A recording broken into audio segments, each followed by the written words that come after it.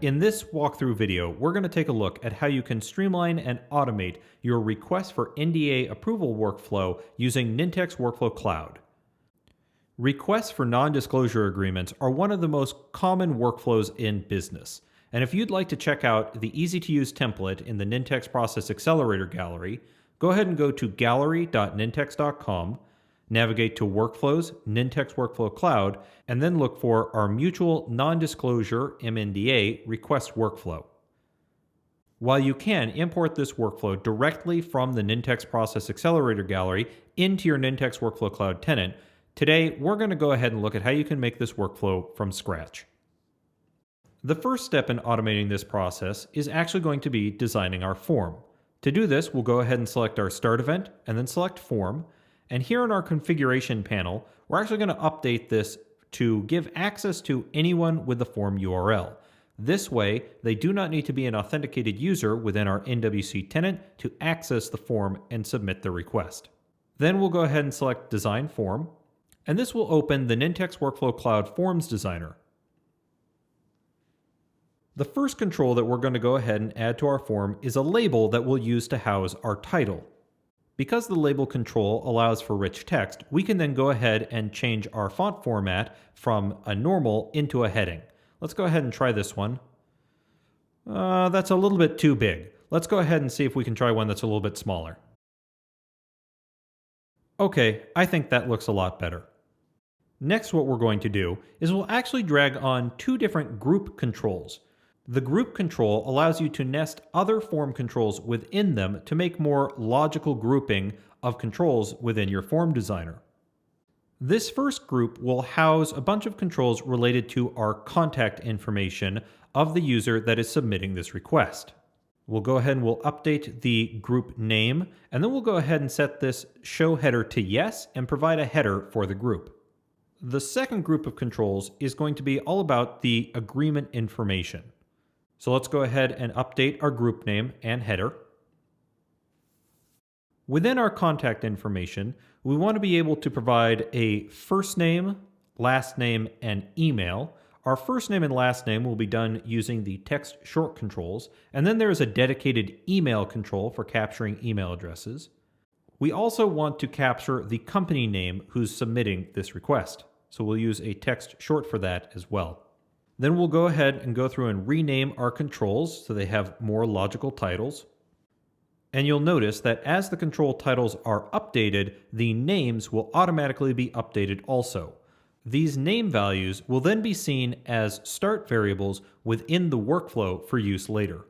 We also want to make sure that all of this information is required, as it will be necessary later in our process. Now, if we wanted to provide the user with a little bit more assistance, we can also provide placeholder text in each one of these fields so that the end user knows exactly how we want the data formatted. Let's go ahead and add that now. Next, for our agreement information, we actually want to add a start date or a date time control, and then we'll add a choice control that will specify what our relationship type is going to be. And finally, we actually want to add one more text short control that will be the open text field if the relation type is set to other. Let's go ahead and we'll update our control names. In our desired agreement start date, we will go ahead and restrict past dates, as agreements should only start either today or in the future. And then we'll go ahead and we'll update our choice control so that it's not radio buttons, but instead is a drop-down list with the Please Select option enabled.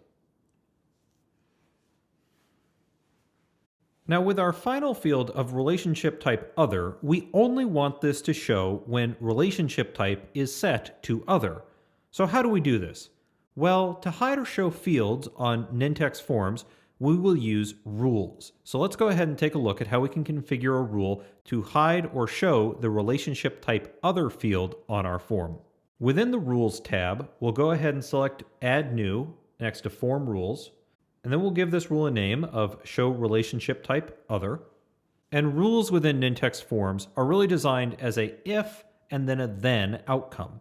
So in this case, we'll say if relationship type is equal to other, then we want our relationship type other to be visible and required. Else, we want our relationship type other to not be visible and not be required. With the rule complete, now when we go and preview the form, this time when we select the relationship type of other, the field appears, and when we change it back to something else, the field disappears. And with that, we've now completed the design of our request form. So let's go ahead and we'll apply changes and start working on building our workflow. The first action that we're going to add to our workflow is our generate document action. This will be used to take the information provided in the start form and generate our NDA document. You can find it in the template description within the gallery template. In this particular example, we're going to use our box connector, and I already have a connection established. However, if you'd like to add a new one, you can do so from within the workflow designer. We'll then go ahead and populate the path to where our template is held. And then we'll configure the output file name and where we want that file to be stored once it has been generated. The final step of configuring the generate document action will be storing the paths where this document has been held. Within the store paths section, we'll go ahead and create a new collection variable that will store all of the URLs. This has to be a collection because there can be multiple files or multiple outputs that are stored.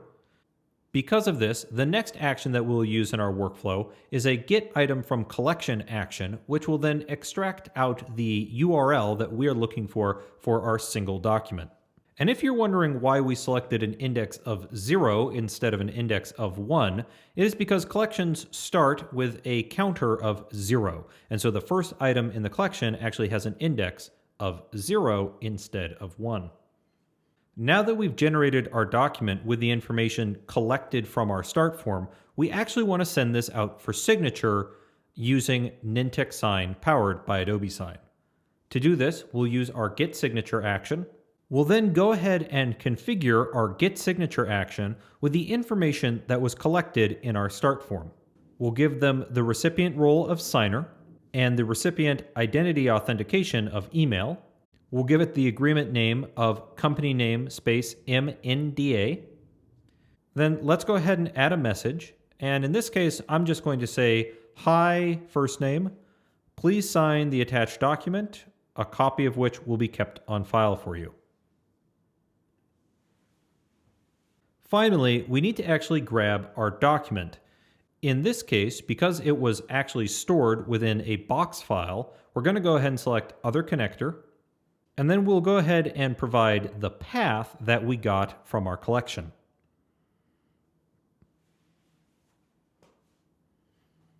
And finally, as an output, we'll go ahead and grab our agreement ID. With the Get Signature action configured, we now need to configure the outcomes based on what the user ends up doing. In this case, we'll go ahead and configure a send an email action for our expired, completed, and aborted outcomes, and then we'll do a store signed document within the completed branch.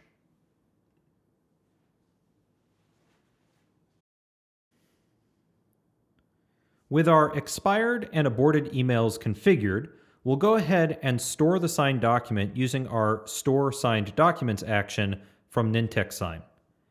In here, we'll go ahead and select our connection. We'll pass it the agreement ID, and then we are going to store this document back into Box. And this time, we actually have a specific path where we'll store our signed documents. We again want to get our file paths, and so we will reuse the same variable that we used earlier. We can then copy the get file path that we used earlier, as the reference will be the same, even though the data held inside the variables will be different.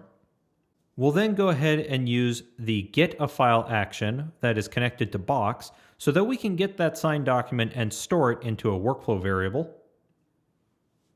And then finally, we can actually send our completed email with that signed document as an attachment. Lastly, let's go ahead and we'll update these send an email titles so they are a little bit more logical. And with that, we will have completed our MNDA workflow using Nintex Workflow Cloud. We hope this walkthrough has been helpful in your workflow development process, and we can't wait to see what you build next.